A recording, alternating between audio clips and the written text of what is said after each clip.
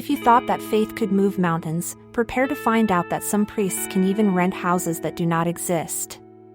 And when you finally enter what should be a blessed house, here comes the miracle. The priest dies. The new priests do not even know what the house is like, but there is one thing they know how to do very well: kick you out. Amen.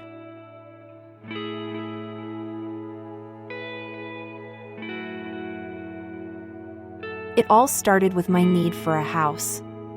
A real house, with walls, windows, and a roof, if possible.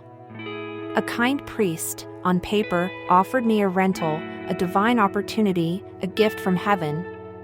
Too bad that the house, on a bureaucratic level, was more mystical than real. But I didn't know anything, so I accepted.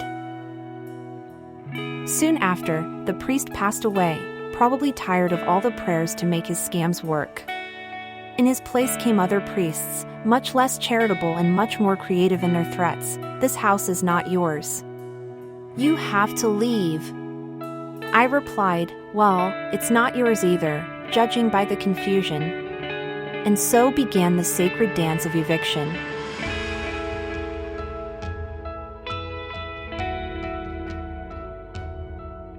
First they came with the police.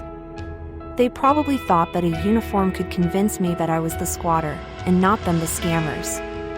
Then, seeing that it didn't work, they changed strategy. They would find me another house and would even pay the first rents. Oh, how generous!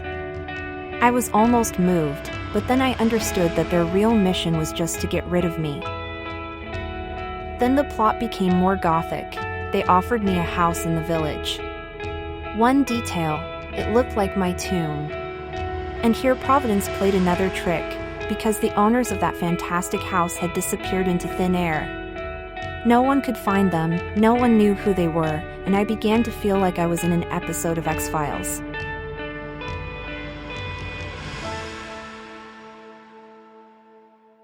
Here's the icing on the cake. One day they tell me that the house where I was living had been sold. But with me in it? Yes, exactly. Apparently, I had become part of the furniture. But the real problem for them wasn't me, it was my dogs. Because, you see, those little four-legged miracles were like me, abandoned, rejected, but always ready to find light in the darkness. They, more than anyone else, understood the meaning of my story. Because the real miracles are not the houses that disappear and reappear, but the love that saves us even when everything else seems to collapse.